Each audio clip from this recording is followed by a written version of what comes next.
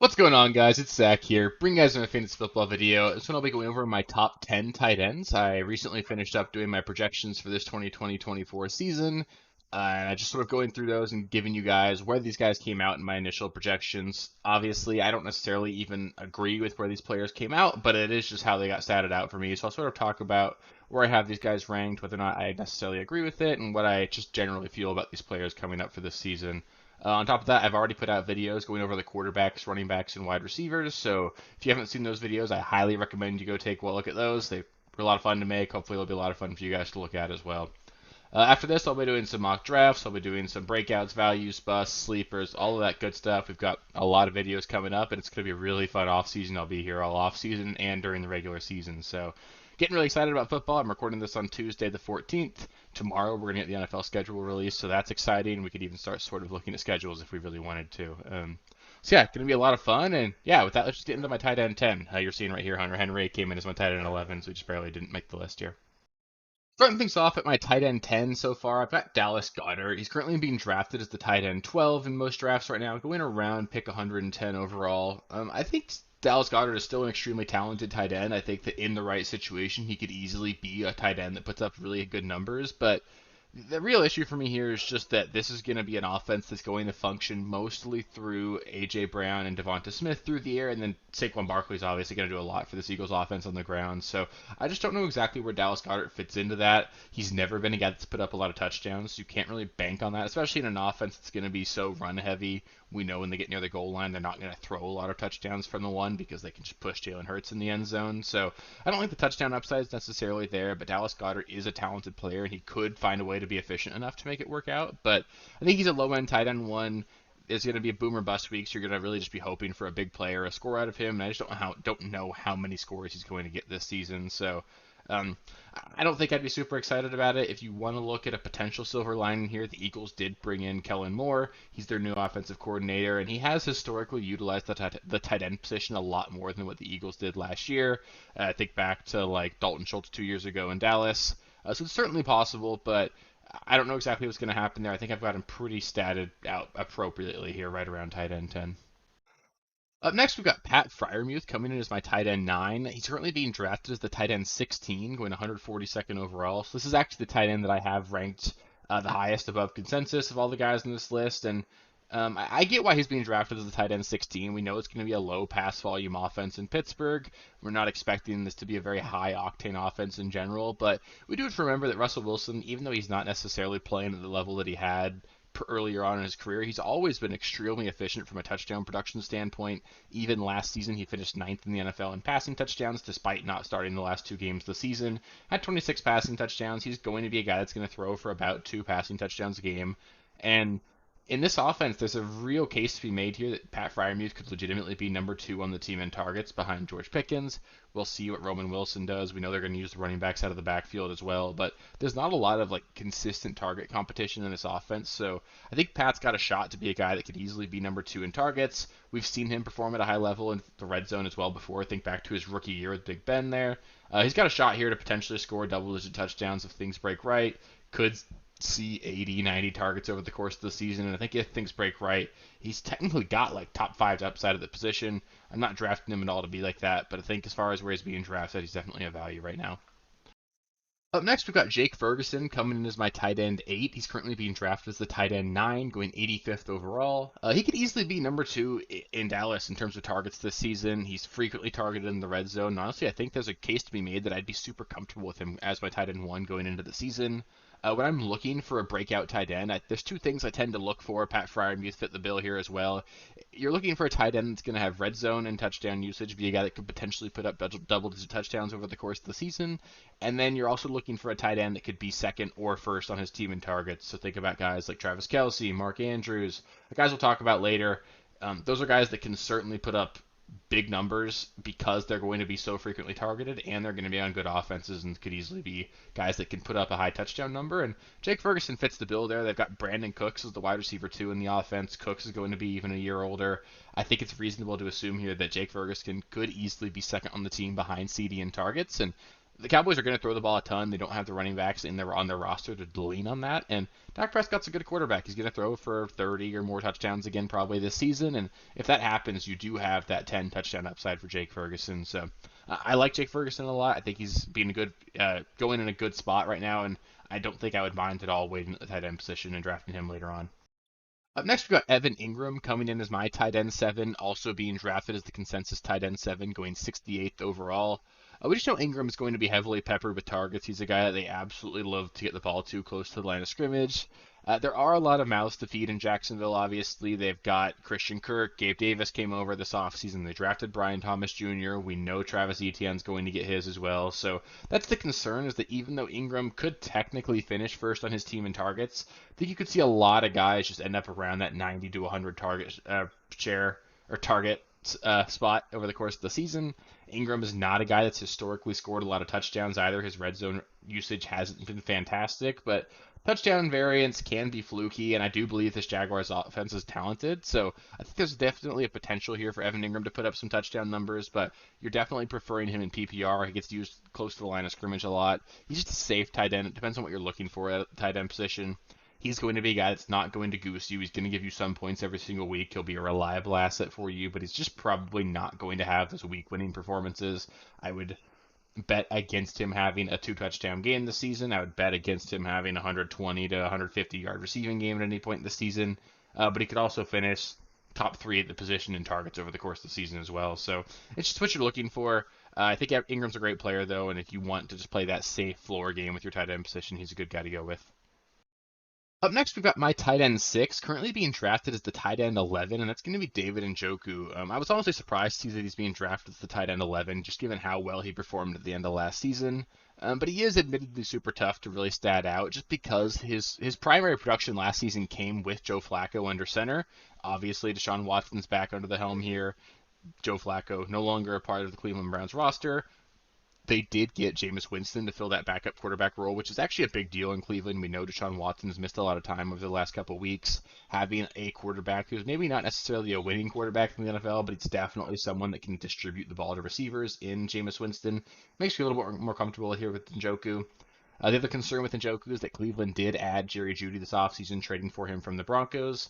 But I'm not worried about Jeudy. He's never proven over the course of his career that he can be just a consistently good player in the NFL. And I think that with another year of Amari Cooper potentially getting older, no longer being in his prime, I think Njoku has just legitimately cemented himself as an important part of this offense in Cleveland. He's going to be a guy they're going to look to get the ball to. He's elite with the ball in his hands after the catch. And if he stays put at his tight end 11 ADP, I think this could be the tight end that I end up with the most exposure to this season. I'm definitely excited about him. Up next, we've got Dalton Kincaid coming in as my tight end 5 and also being drafted as the tight end 5, going 53rd overall. The thing with Kincaid here is there's just a really wide range of outcomes because we don't really know how good he is or how crucial to the offense he's going to be. He could easily finish anywhere from first on the team in targets to all the way down to 4th in the team in targets. So there's definitely a wide range of outcomes here, but the fact of the matter is there is the potential here for him to be the target leader in a really good offense under Josh Allen, and that definitely is appealing if you're drafting a tight end here. Round 5 is a little bit early for me to be taking him just because there are so many great wide receivers and running backs available in that range, along with some great quarterbacks. And even though I like Dalton Kincaid, I think I definitely prefer waiting 3 or 4 rounds and getting in a guy like David Njoku. But it's tough to deny the upside here. Kincaid could legitimately finish as the tight end 1 this season. So that's in his range of outcomes. It's definitely worth at least taking a look at him. Again, it's just sort of how you want to play it. If you want to shoot for upside, I think Kincaid could be your guy, but the floor is not necessarily there just because he could easily be behind Samuel, Coleman, and James Cook in targets in this offense, but he could also be the number 1 target between all those guys. So I like Kincaid. I personally think he's a very talented tight end. Watching him play football last season was fun. He made a lot of plays. I think just in terms of raw athleticism, if you want to compare him to Sam Laporta, another rookie from last season, I think Dalton Kincaid's a more athletic tight end. I think you're going to see more big plays out of Kincaid than you'll see out of Sam Laporta over the course of their careers, and they're in similar offenses. So if you want to take Kincaid just because you want to shoot for that upside, I have no problem with it. He's a great player in a good spot. Up next, we've got Trey McBride coming in as my tight end 4 here, and he's being drafted as the tight end 3. And I will note there was like a zero point 0.4 point per game difference in my projections between Trey McBride and my tight end 1. So these next 4 tight ends I have clustered super close together in terms of my projections. Any sort of variance at all in that could easily make either one of these 4 the tight end 1 for me. So I think all 4 of these guys are probably just going to be a clear tier 1. And the thing is, Trey McBride just truly established himself, at least in my eyes, last season as an elite tight end in the NFL. Just truly a dominator. He looked like he was the best player on the field at times last season. Kyler Murray and him really formed a rapport, and even though Marvin Harrison Jr. is going to be there, he's still going to be the number 2 target in this offense. And there's not a whole lot of target competition outside of that. If you want to view Trey McBride as the tight end 1 this season, I have no problem with that. I do think the Zay Jones signing was a little bit of a step down. Obviously not significant. Zay Jones is not going to command a lot of targets, but it's just one more professional, decent wide receiver they can lean on. They won't need to force the ball to McBride and Harrison Jr. as much as they would have had to otherwise. So just adjusting my stats or projections after that signing, it did bump him down from my tight end 2 to my tight end 4, but like I said, the point per game difference is extremely minimal. I think it took away like 3 catches over the course of the entire season for McBride, and that moved him from 2 to 4. So not significant at all, but just something to note that I don't necessarily think he'll need to be as peppered and as force-fed targets as he would have been if they didn't add another body. Up next, we've got Mark Andrews coming in as my tight end 3 in my rankings, currently being drafted as the tight end 4. And obviously, he's got a shot to be the tight end 1 this season. He's done it before. We know Mark Andrews is a guy that the Ravens just heavily lean on, especially close to the red zone. They don't really have any like well-established receivers either. Zay Flowers is a good player, but I don't think he's a target dominator downfield. A really great close to the line of scrimmage guy, but I don't think Zay Flowers is ever going to be a whole lot more than that. And maybe Isaiah likely gets on the field more and more, but I think it's just going to be like a 2 tight end offense more often than not. And he's he's just a really good player. Mark Andrews is undeniably one of the more talented tight ends in the NFL. The primary concern here is just going to be health. Obviously, he's missed significant time several years over the course of his career, but he stats out very well for me, and I will note that for all the projections I've done here, I'm assuming 17 games played for each player here, so there are some players that's sort of going to put them higher in my rankings than I actually would have them. Mark Andrews is an example of that. I would definitely take Trey McBride over Mark Andrews, but if you wanted to put Mark Andrews right behind Trey McBride at 4, I think that's probably where I would end up actually ranking them if I was just basing them off of the order I would draft them in. So it's a little bit different, sort of how you want to look at it based off of projections or off of what the order I would draft them in. I'm sort of thinking about potentially updating the way I do my rankings, where I put some sort of like upside and floor meter in there and do some sort of algorithm to sort of shift that around and see how that stats things out. But I do like where he's being drafted right now. He's being drafted 55th overall, round 5 draft pick. I think he's definitely a guy that you could take a shot on. I liked him a lot last season as like a late round 3 draft pick, and we're getting him 2 rounds later here just because he missed a lot of the time last season. So the value's there. Mark Andrews is definitely an elite player, and if he stays where he's being drafted right now, I have no problem taking him there. Up next, we've got my tight end 2 in Travis Kelce, currently being drafted as the tight end 2 overall. Shocking, I know. Travis Kelce not being drafted as the tight end 1, being drafted 37th overall. So there's really nothing to be concerned here about Travis Kelce. Obviously, we've seen the snap share decrease by a couple percentage points each of the last 3 years, down to 74% last season. I think it's fair to say I expect we'll see him playing right around that 70% of snaps mark this season, and that's going to be enough to make him still really good and a significant difference maker for you guys in fantasy. The days of him victory lapping and just completely lapping the field at the tight end position are probably behind him. I think really in general this year, especially at the tight end position, there are a lot of tight ends that I'm really excited about, even going all the way down to like my tight end 8, Jake Ferguson. I think there are 8 legitimately good tight ends that I'd feel pretty comfortable leaving my draft with and expecting production from. But Kelce's still clearly a top tier tight end here. 10 touchdowns is certainly in play for him, if not more. Definitely has a shot any given year to lead the NFL in touchdown receptions. And I just think he's still an elite player. He looked great and was a dominator in the playoffs last season. That reduced snap share is just going to be what sort of removes that ceiling just a little bit for Kelce. But being drafted in round 4 right now, around their 37th pick overall, that's way too juicy. If I ever get an opportunity to take Travis Kelce in the 4th round, I'm going to do that. I'd be shocked if his ADP stays there. I bet we end up seeing him going late in the 2nd, maybe early in the 3rd by the time we get around to like true draft season. But Travis Kelce's still elite. I like him quite a bit, and I have no problem if you want to view him as the tight end 1 either. It's him, Laporta, and McBride are all super close for me. So to me, it's probably going to end up being whichever one of those is just being drafted later will be the one that I'll prefer to take. But Kelce's still an elite player, and I have no problem ranking him that highly. And lastly, we've got my tight end one and the consensus tight end one right now, Sam Laporta, being drafted 30th overall. I even like the ADP here, going in the middle of round 3. I think that's a really great spot to be taking him. If you guys just think back to last season, we had Travis Kelce being a first-round pick. Mark Andrews, the tight end 2, was going in the mid to late second, right where Laporta's going. So it's nice seeing that these top-tier tight ends are actually like obtainable. It was always tough to consider taking one of them in the first or second round, but not having to do that right now is certainly something that makes the possibility or the thought of taking an early tight end much more appealing to me.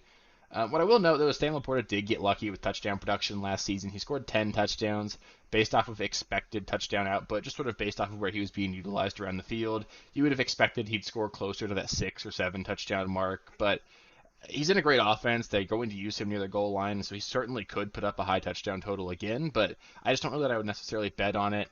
I also think he's a good player, but not necessarily special.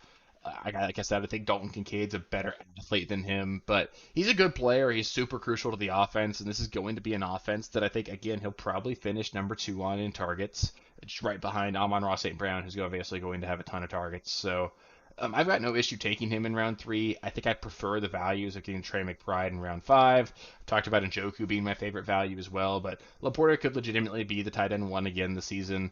The issue is just that I don't necessarily view him as like significantly better than Kelce or Trey McBride, and he's the first one taken off the board. So I don't see myself taking a lot of Sam Laporta, but that doesn't mean I necessarily disagree with the ranking. I think he's going to be a great player again. He's obviously going to be a great player in the NFL, and he's probably going to have another top 3 season at the tight end position, assuming touchdowns break right for him. So that'll do it for my top 10 tight end rankings. Up next, I'll be doing another mock draft. It'll be my second mock draft of the season. I'll do another one on ESPN. I'll mix up the draft spot. We did one earlier on where we picked from pick 11. I'll do probably one picking closer to the top of the draft order this time and get you guys sort of a feel of how I'm doing that. Then we'll sort of start getting into some breakouts, some values, some busts, players that I'm going to start sort of building like a my guys list, going through guys that I see myself really targeting in drafts and just sort of having a lot of fun. I'll make sure I keep getting you guys updated with any like important news or updates that come out along the way as well. And it's just going to be a lot of fun. We're going to have a lot of fun with this, putting out all sorts of content over the course of the next several months. It's probably going to be 3 to 5 videos a week, depending on just how busy I am at the time. But it's going to be a lot of fun. If you guys want to make sure you don't miss any of those future videos, just make sure you're subscribed to the channel. Click the bell so you get notifications when new videos come out. I'm at just under 970 subscribers right now. I'd love to hit that goal of 1,000 subscribers by the time the NFL season kicks off, and I really think we can get there. So if you haven't subscribed already, just click the bell. Help me help you by making sure you don't miss any future videos. I'm going to be here all off season and all season long to help you guys get some fantasy championships, and it's going to be a lot of fun along the way. So if you guys liked the video, which I hope you did, if you made it this far, please do just give it a thumbs up as well. It helps with the algorithm, helps me know that I'm doing a good job, and just helps me know that you guys want to keep seeing more content like this. So I really appreciate you guys. It's been a lot of fun, and yeah, stay tuned for the next videos. I'll catch you next time. Peace. Thank you guys for watching. If you haven't already, please be sure to subscribe to the channel, like the video, check out these other videos here if you haven't. If you want more content, please feel free to follow me on Twitter at RealSteelFFB. I'll be more active on there as the season goes on. Thanks. Catch you later.